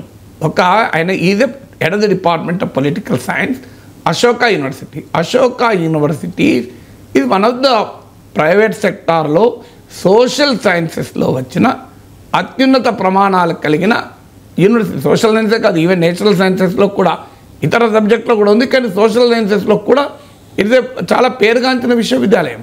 అదే Tom Dick and Harry place కాదు. సో అక్కడ ఈయన పనిచేశాడు, ఈయన పని చేస్తున్నాడు ఇప్పుడు. సో ఆ కామెంట్ చేస్తే ఒక సీరియస్ అకాడమిషియన్ తన డిసెంట్ వ్యక్తం చేస్తే, అయ్యా మీరు సోఫియా ఖురేషీని గౌరవిస్తున్నారు, సంతోషం, కానీ ఈ మూకదాడులు ఏంది, నిరంతరం యాంటీ ముస్లిం హేట్ మాంగరింగ్ ఏంది, విద్వేషాన్ని ఎందుకు రగిలిస్తున్నారు, ఈ సోషల్ రియాలిటీకి సోఫియా ఖురేషీని ప్లూరలిస్టిక్ విజన్కు సంబంధం లేదు కదా అన్నారు. అలాగే యుద్ధం అంటున్నారు, యుద్ధం రెండు వైపులా వినాశానికి కారణమవుతుంది అన్నారు. భారత ప్రభుత్వ వైఖరి కదా అని చెప్పింది. యుద్ధం చేయాలన్నది భారత ప్రభుత్వ వైఖరి నాకు చెప్పండి. ఎక్కడన్నా భారత ప్రభుత్వం మేము యుద్ధం చేస్తాం, పాకిస్తాన్ అంతం చేస్తామని చెప్పారు ఎక్కడన్నా? అందుకు భిన్నంగా మేము యుద్ధం చేయడం లేదు. అసలు యుద్ధం అన్న పదవే వాడలే మన వాళ్ళు. దాన్ని ఏమన్నారు, మనం ఏమన్నాం, దాన్ని ఒక మిలిటరీ ఆపరేషన్, బాలాకోట్ స్ట్రైక్ను ప్రియంప్టివ్ మిలిటరీ ఆపరేషన్. ఇప్పుడు కూడా క్లియర్గా చెప్పాను, నాన్ మిలిటరీ, మేము మిలిటరీని టార్గెట్ చేయడం లేదు అని. వాడు మన మిలిటరీని టార్గెట్ చేశాక మనం మిలిటరీని టార్గెట్ చేశాం, అప్పుడది వార్ రూపం దాల్చింది. కానీ ఎర్లియర్ వార్ రూపం లేదు, మనం ఓన్లీ టెర్రరిస్ట్ ఇన్ఫ్రాస్ట్రక్చర్ని అటాక్ చేశాం. మన జయశంకరే చెప్పాడు, ఫారెన్ మినిస్టర్, మేము ముందు ఇన్ఫార్మ్ కూడా చేశామన్నాడు. అయినా వాళ్ళు వినలేదు, మేము ముందు చెప్పాం, మేము టెర్రరిస్ట్ ఇన్ఫ్రాస్ట్రక్చర్ని అటాక్ చేస్తున్నాం, మిలిటరీ ఇన్ఫ్రాస్ట్రక్చర్ చేయడం లేదు అని. కానీ ఎప్పుడు మన మిలిటరీ పైన అటాక్ చేస్తాం, అప్పుడు మనం అటాక్ చేస్తాం. అప్పుడు కూడా ఏమన్నాం, నాన్ ఎస్కలేటరీ, ఏ డొమైన్లో ఏ ఇంటెన్సిటీతో చేస్తే అంతే చేస్తామన్నాం. అంతే చేసాం కూడా. మనం ఏ డిఫెన్స్ అటాక్ చేస్తాం, మళ్ళీ మనం ఏ డిఫెన్స్ అటాక్ చేసాం. అందువల్ల ఇంత భారతదేశ ప్రభుత్వ వైఖరే కదా అది. యుద్ధం చేయడం మన ఎందుకు నరేంద్ర మోడీ యుద్ధాన్ని కంటిన్యూ చేయాల్సి ఉండే, చేసి పాకిస్తాన్ మొత్తాన్ని ఆక్రమించాల్సి ఉండే. మనం కాదన్నమా భారతీయులుగా సంతోషపడతాం కదా. పాక్ ఆక్రమిత కశ్మీర్ను కనీసం క్యాప్చర్ చేసుకోవాల్సి ఉండే. ఇంత మంచి అవకాశం కదా. నేను చాలాసార్లు చెప్పాను, పాకిస్తాన్ ఇంత బలహీనంగా ఎప్పుడూ లేదు. 1971 మనం చేశాం కదా, బంగ్లాదేశ్ విడిపోయింది కదా. ఇప్పుడు కూడా బెలూచిస్తాన్ స్వతంత్ర దేశం అయ్యేలా మనం సహకరించాల్సి ఉండే. అక్కడ దాకా యుద్ధం చేయాల్సి ఉండే, పని అయిపో పాకిస్తాన్ పీడ విరగడవు. మరి భారత ప్రభుత్వం ఎందుకు చేయలేదు అంటే, భారత ప్రభుత్వానికి వ్యూహాత్మకంగా దేశ ప్రయోజనాలు, దేశ హితం ఏదో అది చేస్తుంది. We believe in the government of India. అది అయినా అదే అన్నాడు. దానినందుకు ఆయన నువ్వు కేసు పెడతా అంటే రాజద్రోహం కేసు లాంటిది ఇది. సావర్నిటీ, ఇంటెగ్రిటీ, ఇది రాజద్రోహం కేసు కాదా? మీరు విచిత్రం ఉంటుంది. ఒకవైపు ఏమో మధ్యప్రదేశ్ మంత్రి ఆయన టెర్రరిస్ట్ సిస్టర్ అంటాడు సోఫియా ఖురేషీని, ఇంకోరేమో సైన్యం వచ్చి మధ్యప్రదేశ్ ఉప ముఖ్యమంత్రి మోడీ కాళ్ళ మీద పడాలి సైన్యం అంటాడు. ఆ వ్యాఖ్యలు చేసినోడి పైన కేసు కూడా పెట్టారు. హైకోర్టు ఆదేశిత కేసు పెట్టారు. సుప్రీంకోర్టు ఇవాళ ఏమన్నది, అసలు నువ్వు క్షమాపణ కూడా మేము అంగీకరించమన్నది. నీ క్షమాపణ మొసలి కన్నీళ్ళు, నీ క్షమాపణలో నిజాయితీ లేదని విదేశాలు మధ్యప్రదేశ్ మంత్రి అన్నారు. ఇప్పటివరకు ఆయన పైన బీజేపీ చర్య లేదు, మధ్యప్రదేశ్ ప్రభుత్వ ముఖ్యమంత్రి చర్య లేదే. మరి ఒక ప్రొఫెసర్ ఒక వ్యాఖ్య చేస్తే, కామెంట్ చేస్తే, భారతదేశం చాలా గొప్పదండి. ఒక కామెంట్తో దేశం సమగ్రత, దేశ సార్వభౌమాధికారం దెబ్బతినేంత వీక్ కంట్రీ కాదు ఇది. పనికి అసలు పెద్ద పెద్ద దండయాత్రలు ఎదుర్కొని నిలబడ్డ దేశం ఇది. బ్రిటిష్ 200 ఏళ్ళ పాలన అనంతరం బ్రిటిష్ సామ్రాజ్యవాదాన్ని ఓడించిన దేశం ఇది. ఇలాంటి గొప్ప దేశాన్ని ఒక ప్రొఫెసర్ ట్వీట్ చేస్తే దేశ సార్వభౌమాధికారము, దేశ సమగ్రత చెల్లా చెదరవుతుందంటే నా దేశం అంత బలహీనమైంది కాదు. India is a very powerful nation. శతాబ్దాల చరిత్ర ఉంది, సివిలైజేషన్ ఉంది దీనికి. ఇలాంటి దండయాత్ర, పెద్ద పెద్ద దండయాత్రలే చూసాం. ఈ కామెంట్కు దేశం అతలాకుతలం అవుతుందా? సో ఇదివరకు సుప్రీంకోర్టు జడ్జిమెంట్లు కూడా ఉన్నాయి. Powder cake and a spark అనేది.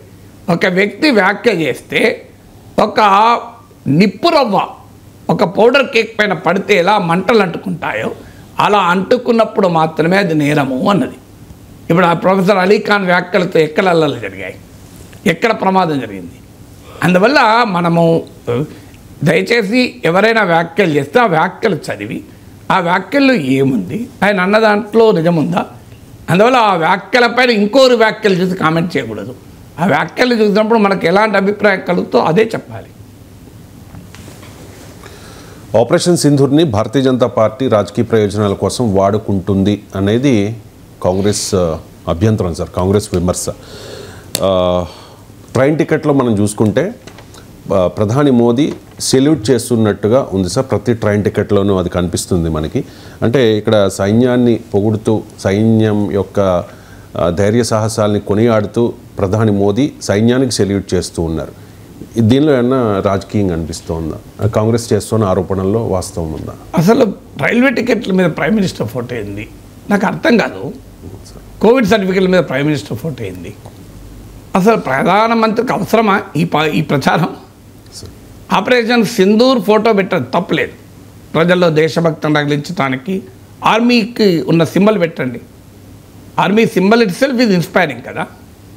ప్రైమ్ మినిస్టర్ సల్యూట్ చేస్తూ ఉన్న సింబల్ నిజంగా సైన్యం ఇమేజ్ పెంచడానిక, ప్రైమ్ మినిస్టర్ ఇమేజ్ పెంచడానిక? సో లేదు, ఒక చిన్న పిల్లలు సల్యూట్ చేస్తున్నట్టు పెట్టండి. అసలు ఏ సల్యూట్? ఆర్మీ సింబల్ని సెలబ్రేట్ చేయండి. ఆపరేషన్ సింధూర్ మీరు ఇండియన్ ఆర్మీ, ఎయిర్ ఫోర్స్ దాన్ని రిప్రజెంట్ చేసేటువంటి ఇవ్వండి. అంటే మీకు మీకు గుర్తునే ఉంటుంది, చంద్రయాన్ అప్పుడు చంద్రమండలం పైన భారత రోజసీ నౌక దిగుతుంటే మన స్క్రీన్ పైన మీరు గమనించండి, మోడీ సౌత్ ఆఫ్రికాలో ఉన్నారు. చంద్రుని పైన దిగడం, ఇటు మోడీ కనబడడం, రెండు ఒకటేసారి జరగాలి. ఇస్రో చైర్మన్ ఒక్క నిమిషం కూడా మాట్లాడలే, వెంటనే ప్రైమ్ మినిస్టర్ మాట్లాడడం. ప్రైమ్ మినిస్టర్ మాట్లాడచ్చు, కానీ that is an occasion for the scientist to address the nation కదా. తర్వాత ప్రైమ్ మినిస్టర్ తర్వాత మాట్లాడచ్చు. అంటే చంద్రుని పైన అడుగుపెట్టిన ప్రధానమంత్రి ప్రచారము, కోవిడ్ సర్టిఫికెట్లైనా ప్రధానమంత్రి ప్రచారము, ఆఖరికి ఆపరేషన్ సింధూర్లో కూడా ప్రధానమంత్రి ప్రచారం. ప్రధానమంత్రి గౌరవాన్ని ఇవ్వదు. నరేంద్ర మోడీ ఏ ప్రచారం లేకపోయినా is the most influential leader in the country. ప్రపంచంలోనే అత్యంత ప్రభావం చూపగలిగిన నాయకుల్లో అగ్రగణ్యుడు. దిస్ ఇస్ చీప్ పబ్లిసిటీ కదా.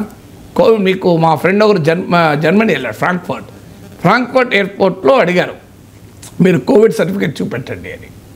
మా వాడు తీసి సర్టిఫికేట్ చూపెడితే, no this not your certificate అన్నది ఆమె. నో మేడం, ఇది my certificate. No this not your photo అన్నది. ఆడ మోడీ ఫోటోని చూసి, sir madam this is my prime minister's photo అంటే ఆమె తగలబడే నవ్వి తన పక్కన ఉన్న కొలీగ్స్ని కూడా పిలిచి see see how prime ministers photos are there అని కోవిడ్ సర్టిఫికేట్ చూపెట్టుకుందట. ఇది మా ఫ్రెండ్కి జరిగిన అనుభవం ఫ్రాంక్ఫర్ట్ ఎయిర్పోర్ట్లో. సో వై షుడ్, ఇప్పుడు మనం చూసాం కదా, పాస్బుక్ల పైన, పట్టాదారు పాస్బుక్ల మీద జగన్ ఫోటోలు వేసుకోవడం. అప్పుడు నేను మాట్లాడిన దాన్ని సగం కట్ చేసి నా పైన భయంకరమైన దాడి చేశారు. సో గ్రోక్లో కూడా ప్రొఫెసర్ కె నాగేశ్వర్ అంటే అది వస్తుంది. ఎందుకు? నేను ఏమన్నా రోజు పట్టాదారు పాస్బుక్ పైన జగన్ ఫోటో వేసుకోవడం తప్పే, మోడీ కోవిడ్ సర్టిఫికేట్ మీద ఫోటో వేసుకోవడమే తప్పు. తప్పైతే రెండు తప్పు, రైట్ అయితే రెండు రైటు. నా దృష్టిలో రెండు తప్పు అన్నా. ఇలా ఏమన్నా అన్నది నేను ఎక్కడ జగన్ రైట్ అన్నానా? ఇది మీరు కావాలంటే నా యూట్యూబ్లో వెళ్ళండి, ఇప్పుడు కూడా ఉంది ఆ వీడియో. సో నేను ఇంత క్లియర్గా అన్నా. మరి ఇంక అభ్యంతరం ఏంటి? నాకు అర్థం కాదు. తప్పైతే రెండు తప్పు, కానీ మోడీదోమ రైట్, జగన్దోమ తప్పు అని వీళ్ళు చెప్పదలుచుకున్నారు. అది ఇబ్బంది. అందువల్ల నేను అనేది ఏంటి, అసలు ఈ దేనిపైనైనా పట్టాదారు పాస్ పైన ముఖ్యమంత్రి ఫోటో ఎందుకు, రైల్వే టికెట్ మీద ప్రైమ్ మినిస్టర్ ఫోటో ఎందుకు, పిల్లలకి ఇచ్చే బ్యాగ్ పైన చీఫ్ మినిస్టర్ ఫోటో ఏంది? అసలు ఈ పబ్లిసిటీ ఏంటి? ఇప్పుడు ఆపరేషన్ సింధూర్ జరిపినందుకు దేశమంతా నరేంద్ర మోడీ నాయకత్వాన్ని అభినందించింది కదా, ఇక్కడేం భిన్నాభిప్రాయం ఏం లేదు కదా ఇక్కడ. సో ఈవెన్ దాంట్లో కూడా రైల్వే టికెట్ల పైన ఫోటోలు వేసుకోవడం, ఐ థింక్ ఎవరు అడ్వైజ్ ఇచ్చారో కానీ అది నరేంద్ర మోడీ లాంటి అత్యంత శక్తివంతమైన, ప్రభావవంతమైన ప్రైమ్ మినిస్టర్ గౌరవాన్ని ఇవ్వదు. It undermines the popularity. A photo లేకపోయినా నరేంద్ర మోడీ మూడోసారి గెలిచాడు, మామూలు విషయం కాదు. ఇప్పటికీ కూడా మీరు ఏ మూడో నేషన్ సర్వే పెట్టండి, ఈ ద మోస్ట్ ఇన్ఫ్లుయెన్షియల్ లీడర్. ఇంకెవరు దగ్గర కూడా రారు. సో మనం ఎక్కడికి పోతున్నాము? So very unfortunate. I don't think మరి ఎవరు అడ్వైజో ప్రధానమంత్రి ఆదేశమో తెలియదు, కానీ ఈ స్థాయిలో పబ్లిసిటీ మంచిది కాదు. ఉగ్రవాదంపై భారత్ వైఖరిని ప్రపంచ దేశాలకు వినిపించడానికి, అలాగే ఆపరేషన్ సింధూర్ గురించి వివరించడానికి మన డెలిగేషన్ వివిధ దేశాలకు వెళుతూ ఉన్నారు కదా సార్, అన్ని పార్టీల ఎంపీలు కూడా. అలాగే పాకిస్తాన్ కూడా ఇప్పుడు భారత్ని కాపీ కొడుతున్నట్టుగా కనిపిస్తోంది సార్. దేశ డెలిగేట్స్ని కూడా వివిధ దేశాలకి పంపుతూ ఉన్నారు. ఎందుకు పాకిస్తాన్ భారత్ని కాపీ కొడుతోంది? పాకిస్తాన్ వ్యూహం ఏంటి సార్? పాక్ వ్యూహం పనిచేస్తుందా అంటే ఏం చెప్తారు? ఎందుకు కాపీ కొడుతున్నాడు? కాపీ కొట్టడం తప్ప ఒరిజినల్ ఐడియా లేనప్పుడు ఏం చేస్తారండి సార్? నీకు ఎగ్జామ్ ప్రిపేర్ అయ్యి పోవు, ఏం చేస్తాడు? పక్కంది కాపీ కొడతాడు. వాడు సొంత తెలివి ఉంటే కాపీ కొట్టడు. సొంత తెలివి లేదు పాకిస్తాన్కు. ఈ డజంట్ హ్యావ్ ఎనీ క్రియేటివిటీ. ఇప్పుడు మన ప్రధానమంత్రి S-400A డిఫెన్స్ అదాంపూర్లో ఆ S-400A డిఫెన్స్ ముందు నిలబడి సైనికుల ఉద్దేశించి మాట్లాడాడు. ఎందుకు మాట్లాడాడు? There is a purpose in it. Pakistan ఒక డిస్ఇన్ఫర్మేషన్, తప్పుడు సమాచారాన్ని చెప్పింది. అదాంపూర్ ఎయిర్ బేస్ని మేము ధ్వంసం చేశామని. దాన్ని కండెమ్ చేస్తున్నా, మనం ఎంత కండెమ్ చేసినా జనం ఒప్పుకోరు కదా, అట్లనే చెప్పుకుంటారు అనుకుంటారు. అందుకే ప్రైమ్ మినిస్టర్ ఏం చేశాడు? వ్యూహాత్మకంగా అక్కడికి వెళ్ళి ఆ S-400 ఉన్నదాని ఎయిర్ డిఫెన్స్ ముందు నిలబడి మాట్లాడాడు. పాకిస్తాన్ చెంప మీద చెల్లు అనిపించాడు, చెంప దెబ్బ కొట్టినట్టు చేశాడు. వెంటనే షహబాజ్ షరీఫ్ ఆయన కూడా ఆర్మీ కంటోన్మెంట్కి అక్కడి నుంచి మాట్లాడాడు. చూడండి, ఇంకో ఐడియానే లేదు. నరేంద్ర మోడీ ఏం చేస్తే అది కాపీ కొడతానని. ఇప్పుడు భారతదేశం ఒక గొప్ప నిర్ణయం తీసుకుంది. భారత ప్రభుత్వం, భారత ప్రధానమంత్రి అన్ని పార్టీల డెలిగేషన్ను, అన్ని పార్టీల సభ్యులతో కూడిన డెలిగేషన్ను, not just party leaders, senior diplomats, strategic ఎక్స్పర్ట్స్తో కూడిన, కేవలం పొలిటీషియన్సే కాదు, కూడిన బృందాలను పంపాలి 40 కంట్రీస్కి అన్నారు. మళ్ళీ వెంటనే పాకిస్తాన్ వాడు అదే పని చేస్తున్నాడు. అందువల్ల ఎందుకు చేస్తున్నాడు? First point, copy cat diplomacy. అంటే నీకు ఒక డిప్లొమాటిక్ విజన్ లేదు, పాకిస్తాన్కు ఒక డిప్లొమాటిక్ ఆబ్జెక్టివ్ లేదు, ఓ సృజనాత్మకత లేదు. నేను రోజు తీవ్రవాదాన్ని ప్రోత్సహిస్తే ఏం సృజనాత్మకత వస్తుంది? ఇట్లాంటి పనికిమాల ఆలోచనలు వస్తాయి. ఇక 2, బిల్వాల్ భుట్టో నాయకత్వంలో మళ్ళీ సేమ్ మనలాగానే all party delegation. Bilawal Bhutto ఆక్స్ఫోర్డ్లో చదివాడు, ఇంగ్లీష్ బాగా మాట్లాడగలుగుతాడు, దట్స్ ఎ డిఫరెంట్ థింగ్. కానీ అదే సరిపోతుందా? నన్ను అడిగితే పాకిస్తాన్ సలహా ఏంటంటే, నన్ను అడిగితే నేను సలహా ఇచ్చినోడు కాదు, కానీ మసూద్ అజర్, హఫీజ్ సయీద్, డేవిడ్ హెడ్లీ ఇట్లాంటి వాళ్ళతో ఒక టీం ఏర్పాటు చేసి ప్రపంచం అంతా తిప్పిస్తే బెటర్. వీళ్ళు చేసే వెధవ పనులు ప్రపంచానికి డెమాన్స్ట్రేట్, ఇంకా మేమే ఇట్లా బాంబులే ఇస్తాం, మేమే ఇట్లా తీవ్రవాదులతో దాడులు చేస్తాం, మేము ఇట్లా చొరబాటు చేస్తాం, ఇంకా మేము చేసే క్రిమినల్ పనులు ఇవి, మాకు పాక్ ఆర్మీ, పాక్ ISI ఈ రకంగా లిబరల్గా సపోర్ట్ చేస్తుంది, మా టెర్రర్ ఇన్ఫ్రాస్ట్రక్చర్ ఈ రకంగా నడుపుతాం అని వీళ్ళ బృందాన్ని, తీవ్రవాదుల బృందాన్ని ప్రపంచం అంతా పెడితే వాళ్ళందరినీ బహుశా ట్రంప్ కూడా వాళ్ళని కౌగిలించుకొని nice guy, attractive guy Masood Azhar, nice guy Hafiz Saeed అంటాడేమో. ఎందుకంటే ఈ మధ్య అల్ఖైదా మాజీ టెర్రరిస్టు సిరియన్ ప్రెసిడెంట్ విషయంలో అదే అన్నాడు, nice guy, very good guy అని. తాలిబాన్లో గుడ్ తాలిబాన్ అన్నాడు కదా, గుడ్ తాలిబాన్, బ్యాడ్ తాలిబాన్ అన్నాడు. ఈ మధ్య ట్రంప్ తన రిలీజియస్ అడ్వైజరీ బోర్డులో లష్కర్ ఈ తోయిబాతో సంబంధాలు ఉన్న టెర్రరిస్ట్ అపాయింట్ చేశాడు ట్రంప్. ఆయన ఆల్రెడీ జైలు శిక్ష కూడా అనుభవించాడు. సమ్ ఇస్మాయిల్ అనేది ఉంటుంది పేరు. సో మరి అందుకే వీళ్ళందరినీ ట్రంప్ కౌగిలించుకుంటాడేమో, పంపిద్దామని అయిపోతుంది కదా. అది ఇంకొక ముఖ్యమైన అంశం. అసలు పాకిస్తాన్ ఆల్ పార్టీ డెలిగేషన్ ఉంది, భారతదేశ ఆల్ పార్టీ డెలిగేషన్ పోలికుందా ఏమన్నా? పాకిస్తాన్లో అసలు ఆల్ పార్టీస్ ఏంటి? ప్రైమ్ మినిస్టర్, మాజీ ప్రధానమంత్రి ఇమ్రాన్ ఖాన్ జైల్లో ఉన్నాడు కదా, ఇక ఆల్ పార్టీ డెలిగేషన్ ఎక్కడికి వెళ్ళొస్తుంది అక్కడ? అసలు అక్కడ ప్రతిపక్షాన్ని ఎన్నికల్లో రద్దు చేశారు పోటీ చేయకుండా, టెహ్రీక్ ఇన్సాఫ్ను. ప్రధానమంత్రిగా పనిచేసిన ఇమ్రాన్ ఖాన్ జైల్లో పెట్టారు, డిస్క్వాలిఫై చేశారు. ఇక అక్కడ ఆల్ పార్టీ డెలిగేషన్ ఎక్కడికి వెళ్ళొస్తుంది? నాకు నిజంగా అర్థం కూడా కాదు. పాకిస్తాన్ ఆల్ పార్టీ డెలిగేషన్ ఏంది? పాకిస్తాన్లో ప్రతిపక్ష పార్టీని ఉండనియ్యారు కదా. వీడు అధికారం ఉంటే వాడు జైల్లో పెడతారు, వాడు అధికారం ఉంటే వీడిని జైల్లో పెడతారు. ఇమ్రాన్ ఖాన్ అధికారం ఉంటే నవాజ్ షరీఫ్ జైల్లో ఉంటాడు, ఎగ్జైల్లో ఉంటాడు. ఇప్పుడు షహబాజ్ షరీఫ్ ప్రైమ్ మినిస్టర్ అయితే మళ్ళీ ఇమ్రాన్ ఖాన్ జైల్లో ఉంటాడు. వాళ్ళ పనే జైల్లో ఉండాలి, లేదా ప్రవాస జీవితంలో ఉండాలి, లేదా హత్యకన్నా గురి కావాలి. పాకిస్తాన్ నాయకత్వం వహించే వారు నాయకత్వం నుంచి వెళ్ళిపోయినప్పుడు 3 పనులు ఉంటాయి. వాడు వేరే దేశంలోనన్నా దాక్కోవాలి, ఎందుకంటే మీకు పర్వేజ్ ముషర్రఫ్ అట్లనే దాక్కున్నాడు, నవాజ్ షరీఫ్ అట్లనే దాక్కున్నాడు. లేదు 2 వాడు జైల్లో ఉండాలి ఇమ్రాన్ ఖాన్ లాగా. 3 జుల్ఫికర్ అలీ భుట్టో, బెనజీర్ భుట్టో లాగా హత్యకన్నా గురి కావాలి. ఈ 3 కదా వాడు అక్కడ అయ్యేది. మనలాగా ప్రతిపక్ష నేత, లీడర్ ఆఫ్ ద అపోజిషన్, ఒక CBI డైరెక్టర్ని ఎంపిక చేయాలన్నా, మీకు ఒక సెంట్రల్ విజిలెన్స్ కమిషన్ ఎంపిక చేయాలన్నా, ప్రధానమంత్రితో పాటు లీడర్ ఆఫ్ అపోజిషన్ అటెండ్ అవ్వడం ఇలాంటివి ఉంటాయి అక్కడ. మరి అది ఆల్ పార్టీ డెలిగేషన్ పంపాలంటే నిజంగా ఇమ్రాన్ ఖాన్ విడుదల చేసి ఇమ్రాన్ ఖాన్ పంపాలి. మరి ఎందుకు పంపుతాడు షబాజ్ షరీఫ్? అందువల్ల అక్కడ ఆల్ పార్టీ డెలిగేషన్ అయింది. ఇక మరో ముఖ్యమైన అంశం, వాడు ఏం చెప్తాడు? పాకిస్తాన్ ఒకవైపేమో ఇదే బిల్వాల్ భుట్టో మాకు గతం ఉంది, చరిత్ర ఉంది, మేము నిజమే తీవ్రవాదాన్ని మేము పెంచి పోషించామని బిల్వాల్ భుట్టో అంటాడు. మరి అదే చెప్పమనండి ప్రపంచ దేశాలను తిరిగి, మేము గతంలో ఇదే చేసాం, పోనీ ఇప్పుడు చేస్తలేడు అని అంటున్నాడు. ఆ గతంలో చేసామని చెప్పమనండి, ప్రపంచానిపై అదే చెప్తాడా? తీవ్ర భారతదేశమేమో బాధిత దేశం, పాకిస్తాన్ ఏమో నిందిత దేశం. They are accuse, we are victim. మనం విక్టిమ్ చెప్పుకోవడానికి అవకాశం ఉంటుంది. అక్యూజ్ ఏం చెప్తాడు? బిల్వాల్ భుట్టో చెప్పమనండి. వాళ్ళ డిఫెన్స్ మినిస్టర్ అన్నాడు కదా, మేము డర్టీ వర్క్ అమెరికా కొరకు యూకే కొరకు చేసాం, అదే చెప్పమనండి. న్యూక్లియర్ బ్లాక్మెయిల్ చేసాం, మేము అణ్వాయుధాలు వాడతామని బెదిరించాం. అది ఇదా రెస్పాన్సిబుల్ కంట్రీ చేయాల్సిన పని? మేము అమృత్సర్లో గోల్డెన్ టెంపుల్ టార్గెట్ చేశాం అని కెనడాకి వెళ్ళి ఆ సిక్కులు ఉంటారు చాలామంది, బ్రిటన్లో, కెనడాలో, అమెరికాలో. ఆ ప్రవాస సిక్కులకు చెప్పండి మేము స్వర్ణ దేవాలయాన్ని కూల్చాలనుకున్నాం మిసైల్స్ వేసి అని చెప్తాడా వీళ్ళు బిల్వాల్ భుట్టో పోయి? పాకిస్తాన్ డిప్లొమసీ ఏంటో ఆశ్చర్యంగా ఉంది. వాడు ఏం చెప్పుకోవాలి? వాడికి ఏముందని చెప్పుకోవాలి? సో వాడు చేసిన దివాలాకోరు పనులన్నీ చెప్పుకోమందాం. సో మేము అణ్వాయుధాలు ప్రయోగిస్తామని బెదిరించామంటే ప్రపంచంలో ఏ దేశమైనా అప్రిషియేట్ చేస్తుందా? మేము స్వర్ణ దేవాలయాన్ని మిసైల్స్తో పేల్చిపడాలనుకున్నామంటే ప్రపంచంలో ఏ దేశమైనా సపోర్ట్ చేస్తుందా? మేము నిజంగానే తీవ్రవాదాన్ని పెంచి పోషించాం నిజమే అని డిఫెన్స్ మినిస్టర్ బిల్వాల్ భుట్టో అంటుంటే మళ్ళీ మేము పోయి ప్రపంచం అంతా చెప్పుకుంటాం. ఏం చెప్పుకుంటారు ప్రపంచం అంతా? అన్ఫార్చునేట్ ఏంటంటే పాకిస్తాన్ ఈ దుస్సాహసం ఎందుకు చేస్తుందంటే ప్రపంచం కూడా అట్లా ఏడ్స్ వచ్చింది కనుక. అమెరికా అధ్యక్షుడిగా ఉన్న ట్రంప్ గ్రేట్ నేషన్ అని పాకిస్తాన్ పొగుడుతున్నాడు. ఒక్క మాట కూడా పాకిస్తాన్ టెర్రరిజం గురించి మాట్లాడతలేడు ఇంతవరకు. 10 రోజుల నుంచి మీరు చూడండి, పాకిస్తాన్ తీవ్రవాదాన్ని ప్రోత్సహిస్తున్న పదమే వాడలేదు ట్రంప్.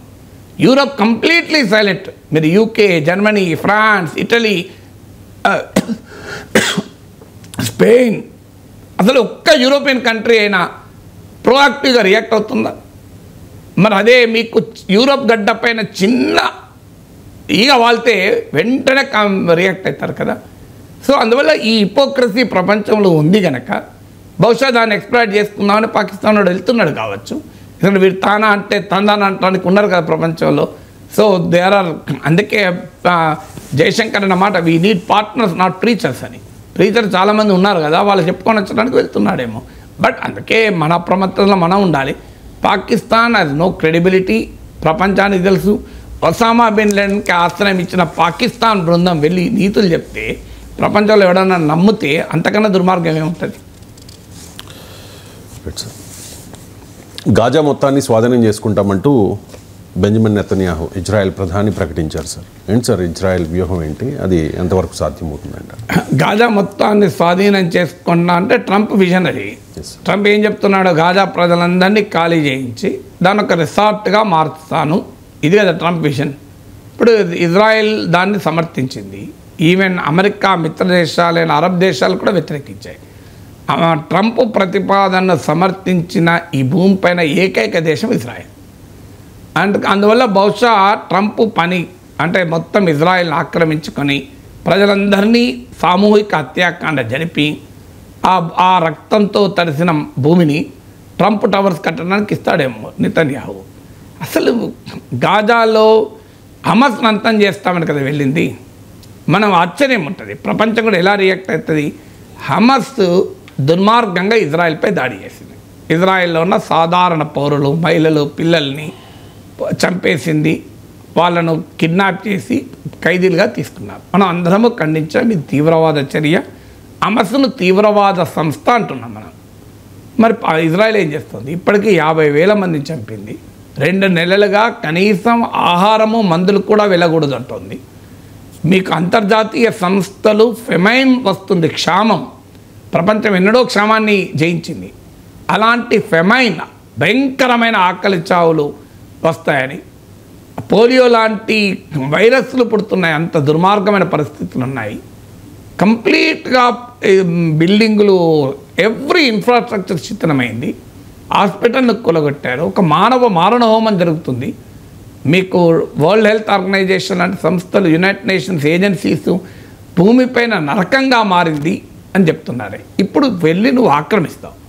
మరి నీ పోరాటం హమస్ మీద కాదు, పాలస్తీనా ప్రజలపైన అని క్లియర్గా అర్థమవుతుంది కదా. హమస్ పైన దాడి చేసే హక్కు ఇజ్రాయెల్కి ఉంది, ఎందుకంటే హమస్ కూడా తీవ్రవాద దాడి చేసింది. కానీ హమస్ పై దాడి పేరిట పాలస్తీనా ప్రజలందరిపైన నేను యుద్ధం చేస్తాను, వాళ్ళను నాశనం చేస్తామనే హక్కు ఇజ్రాయెల్కి ఉందా? పాకిస్తాన్ ప్రేరేపిత తీవ్రవాదులు మన పహల్గామ్లో 26 మంది పొట్టబెట్టుకున్నారు. మనం ఒక్క పాకిస్తాన్ పౌరుని చంపామా? ఇండియా ఎలా ఉంది, ఇజ్రాయెల్ ఎలా ఉంది? ఇజ్రాయెల్ ఆయుధాలు మన సప్లై అవుతుంది, కానీ మనం చేయలే కదా పని.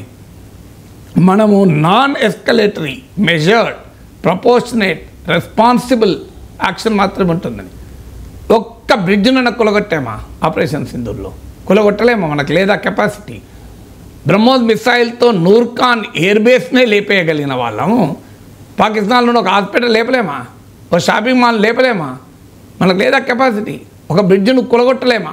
ఒక డ్యామ్ను పగలగొట్టలేమా? చేయలేదు కదా. మనం ఎందుకు చేయలేదు? ఇది భారతదేశం అంటే, అది ఇజ్రాయిల్ అంటే.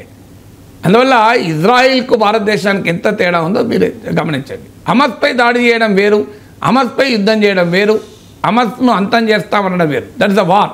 ఇద్దరు యుద్ధ భూమిలో ఉన్నారు, వీడు వాడిని వాళ్ళు వీళ్ళను చంపుకుంటాం అనుకుంటారు, లెడ్డం, మనం ఏం చేయలేదు.